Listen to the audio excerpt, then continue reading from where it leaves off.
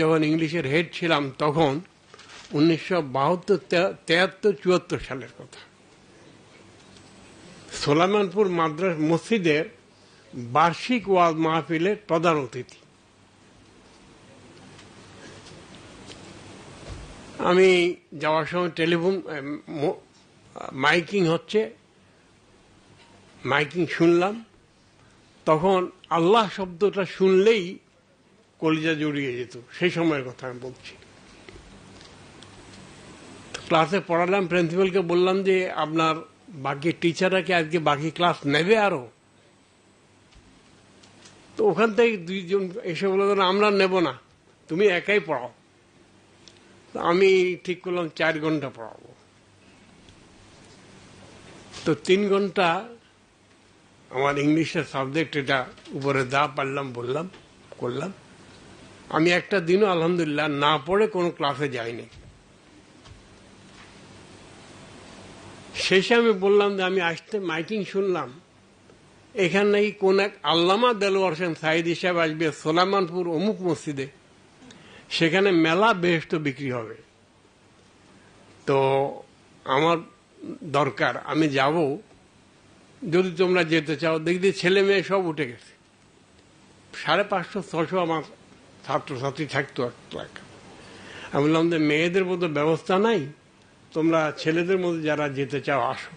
আমি মওলানার ওয়াজ শুনলাম।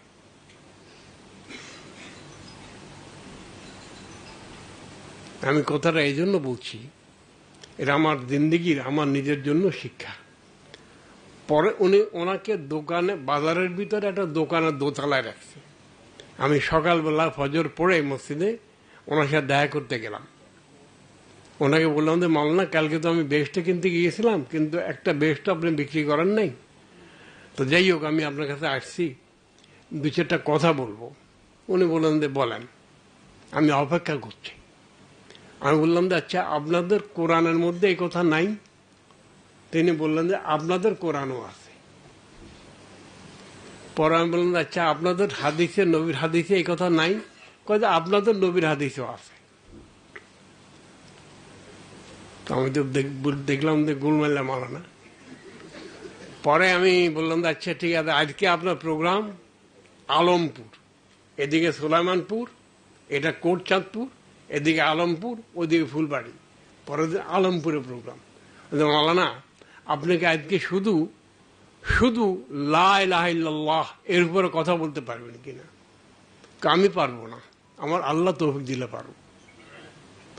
আমি ইংলিশের শিক্ষক, ওয়াজ মাহফিলে যায় না, আমি বেশরম গেছি, সাথে অনেক ছাত্রছাত্রী গেছে, সাধারণ লোকেরও গেছে, এবং সাঁকো পের হইতে আমি পড়েও গেছি নদীতে, সেই কপোতাক্ষতে।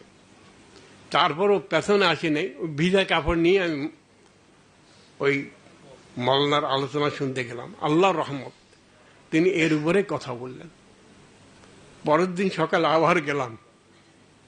আমি মাওলানা, কালকে তো আপনি এটা আপনি বলেছেন, আজকে ফুলবাড়িয়াতে প্রোগ্রাম, আপনি শুধু মোহাম্মদ রাসূলুল্লাহ সাল্লাল্লাহু আলাইহি ওয়াসাল্লাম বলবেন। আমি চেষ্টা করব, আমার আল্লাহ আমাকে তৌফিক দেন। সেখানে আমি গেলাম। প্রথমটাতে আমি 1000 লোক দেখেছি সোলাইমানপুর, দ্বিতীয়টাতে 2-2.5 লোক দেখেছি, তৃতীয়টাতে 5000-এর বেশি উপরের লোক দেখেছি। কথাটা আমি এই জন্য বললাম যে আল্লাহর গোলামের সাথে আমার দেখা তিনি করে দিয়েছেন, আর আমি ছিলাম অভুক্ত, তৃষ্ণার্থ।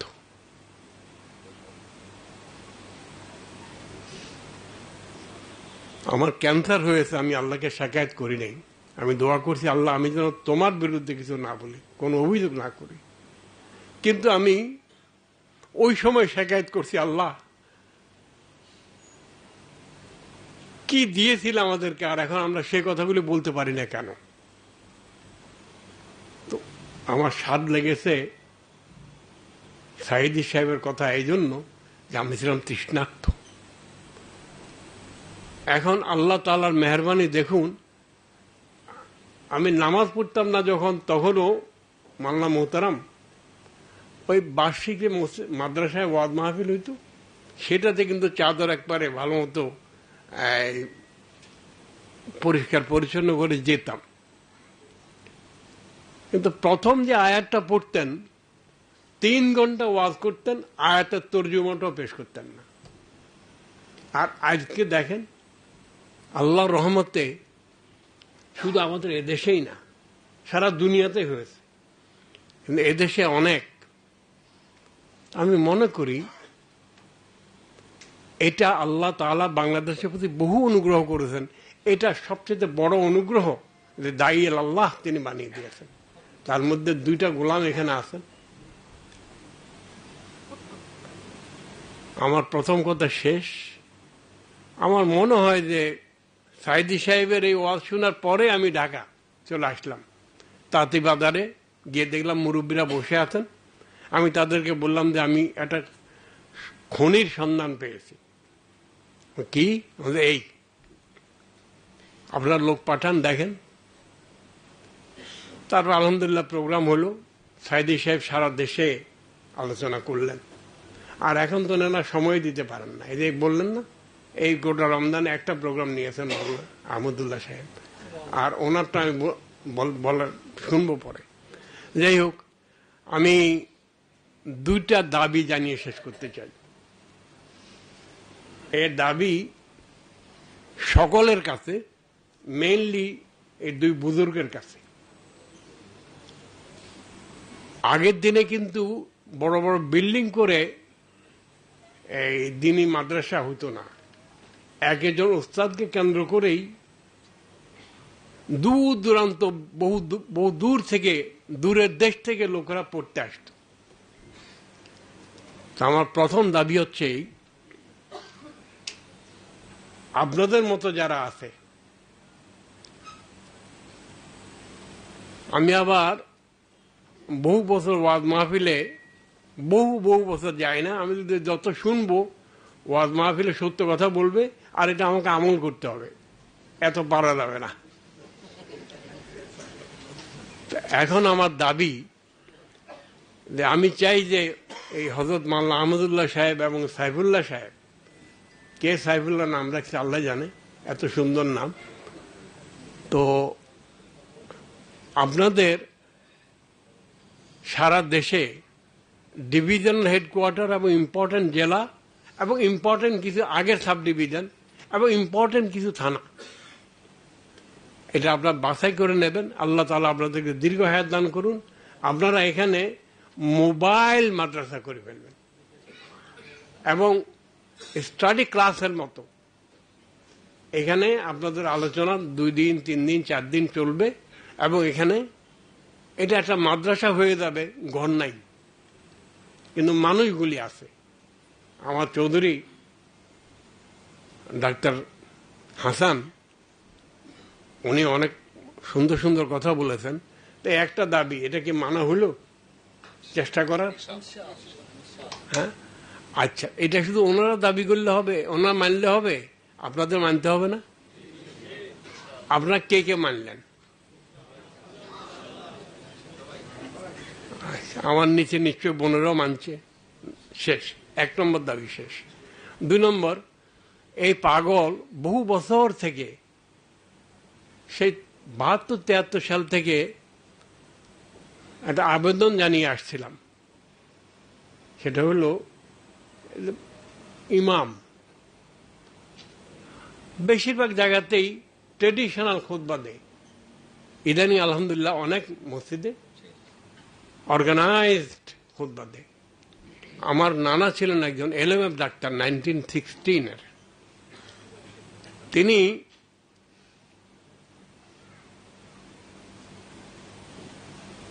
বছরের প্রথম 3 মাস যত রুগী আসুক, চিকিৎসা শেষে তৌহিদের দাওয়াত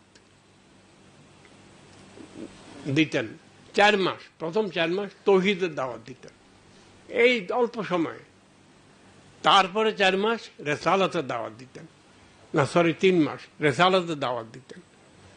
তারপরে আখেরাতের দাওয়াত দিতেন, আর শেষে কোরআন এবং হাদিস এর দাওয়াত দিতেন। সারা জিন্দেগি করেছেন এটা। আচ্ছা, আপনারা যারা ডাক্তার, 1973-74 সালে এই ঢাকাতেই মেডিকেল কলেজে আল্লাহর এক গোলাম, আপনারা তাই কেউ চিনেন চিনেন না, এখানে আসে। আমি মেডিকেল কলেজে স্পেশাল দাওয়াতে কাজ শুরু করলাম। আমাকে কেউ কেউ বললেন যে আপনি এটার উপর এত জোর দিচ্ছেন কেন? আমি বললাম যে এমন হইতে পারে এদেশে আমরা কেউ থাকবো না, কিন্তু এই দেশ দুই শ্রেণীর লোক ছাড়া চলবে না, এক ডাক্তার আর হচ্ছে কৃষিবিদ। ডাক্তারদের যেখানে যায় তারা আলোকবর্তিকা হিসাবে কাজ করবে। আর আমি তখন ওই যে বড় কমিউনিস্ট নেতা ছিলেন হিন্দু, মনি সিং, আমাদের মনি সিং অসুস্থ হয়েছে এবং দাড়িওয়ালা ডাক্তারের কাছে গিয়েছে। ডাক্তার রোগও দেখতেছে এবং তৌহিদের কথা বলতেছে। মনি সিং কি তার হাত কেড়ে নেবে? না, আমি তোমার কাছে চিকিৎসা করব না, এটাই করবে। এই ডাক্তাররা তারা আলোকবর্তিকা হিসাবে বাংলাদেশের এক একটা এলাকাকে উজ্জ্বল করবে, আলোকিত করবে। এখন এই ইবনে সিনা আমি আপনাদেরকে সাক্ষী রেখে বলতেছি, এটা আমার বিরাট স্বপ্ন ছিল করার। অনেক বছর লেগেছে শুরু করতে। আজকে ইবনে সিনার সুনাম দুই কারণে হয়েছে। একটা হচ্ছে যে বাপেরা মেয়ে পড়াইতে পাঠায়, এখানে ইজ্জতের একটা নিরাপত্তা আছে। আর আপনার টিচার যারা আছেন তারা আমি শুনেছি ভালো পড়ান। অল্প কয়েকটা প্রাইভেট মেডিকেল কলেজের মধ্যে ইবনে সিনা একটা। কিন্তু বাপের ছেলেকে বা মেয়েকে মেডিকেলে পড়ায় কি জন্য? পাশ করলে পয়সা আয় করতে পারবে ভালো, তো তারা এই কাজটাই তো করে। পাশ করার পরে পয়সা আয়ের জন্য বাপে পড়াইছে, মায়ে পড়াইছে, তো এই কাজটাই তো করে নাকি? আল্লাহ কি কোনো দায়িত্ব দিয়ে পাঠায়নি? তো সেটা কে করবে? আপনার আমার কথা বুঝতে পারছেন? আমিও শেষ করতে চাই। আজকে আহমদুল্লাহ সাহেবের প্রোগ্রাম না হলে আমার এখানে আসা হইতো না। আর এখানে না আসলে এই promised boys and girls, ladies and gentleman, আমার মায়েরা, বোনেরা, মেয়েরা এবং আমার ভাইয়েরা, বাপেরা, ছেলেরা, আমি আপনাদের চেহারা একসাথে দেখতাম না। আমার এই হয়তো পড়ন্ত বেলায় অথবা আরো অনেক দিন বেঁচে থাকতে হবে, একটা দোয়া করবেন বিছানায় শুয়ে শুয়ে যেন না মরি। আমি এই দাবি করতে চাই, দুনিয়ার জন্য ডাক্তার হবেন না আপনারা, দিনের জন্য ডাক্তার হন, দেশের জন্য ডাক্তার হন, মানুষের জন্য ডাক্তার হন। এবং মানুষ মানুষ মানুষ, মুসলমান নয়, হিন্দু নয়, বৌদ্ধ নয়, খ্রিস্টান নয়, ইহুদি নয়, মানুষ। এবং আপনারা মেহরবানি করে বাংলাদেশের প্রতি ইঞ্চি মাটিকে, প্রতিটি বালু কোনাকে মানুষ হেঁটে যাওয়ার সময় যেন শুনে লা ইলাহা ইল্লাল্লাহ পড়তেছে। কি আওয়াজ কোত্থেকে আসে?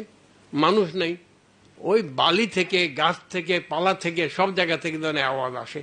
সেদিনটা আল্লাহ তাআলা আমাদেরকে দেখে যাওয়ার তৌফিক দেন। আর তার উসিলা আপনারা হবেন, আর মাদি মাল্লা হবে এরা, এই যে মাল্লারা। তো তাহলে ক্লাস হবে। মাল্লা সাইদি সাহেবকে আমি বলেছিলাম যে মাল্লা আপনি এটা শুরু করেন, বর্ষাকালে ওয়াজ করা যায় না বাইরে, ঢাকাতে এবং বিভিন্ন জায়গাতে হলে শুরু করেন।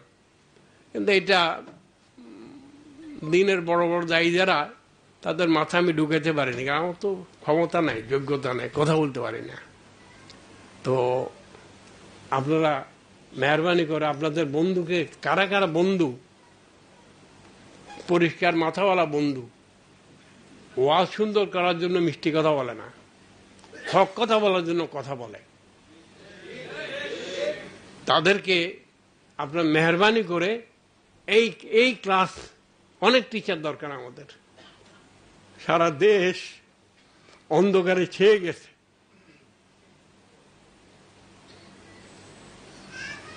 এটাকে আলোকিত করতে হইলে এই রশি আপনাদেরকে ধরতে হবে।